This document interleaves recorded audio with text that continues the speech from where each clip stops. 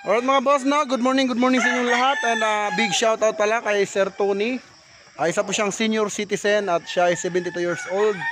At gumawa siya sa atin ng dalawang broodstag dahil hobby daw niya. So ayan sir, on the way na po yung broodstag mo papuntang Camarines Norte. Camarines Sur. So pinadala ko na guys. Pinarider ko simula dito hanggang Palapala. Tapos from Palapala naman mag-meet up sila ng driver ng van papuntang Bicol sa Camarines Sur. So ngayon guys, may papasilip lang ako sa inyo na dalawang broodstag at dalawang panglaban na pwede nyo gamitin ngayong linggo. So tara, kita ko sa inyo. Dito yung aking conditioning area at sinama ko siya sa conditioning feeds, no? So ito yung esculin natin guys. Tignan nyo itsura guys. Ayan. Ayan po yung ating esculin. Ang gandang manok yan guys. Ganda ng sukat. Ayan o. Medium to high station. Guys, super yan. Pumalo. Meron tayong bitaw nito. Ayan guys, dalawa ito. Ikutan natin. Ayan o.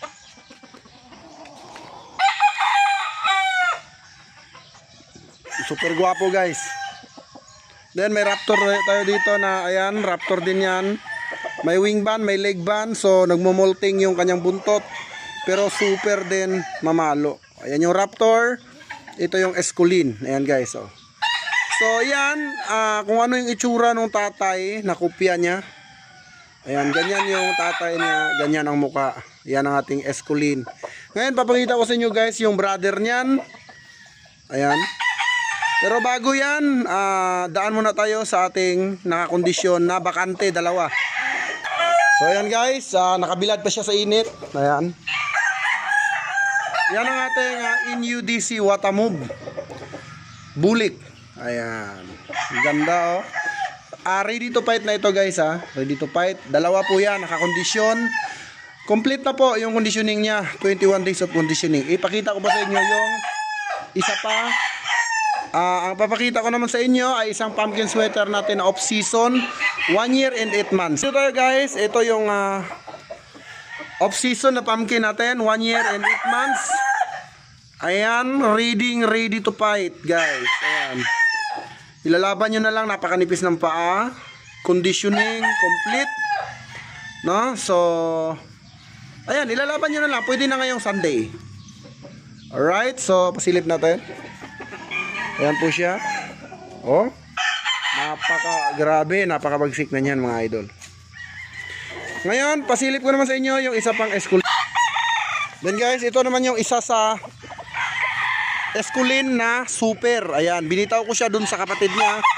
Pero ito, bumagsak yung palong. So tatapyasan na lang ng konti yan. Ganda niyan guys. Medium to high station po yan. Pagtaguan ka pa. Ayan guys oh.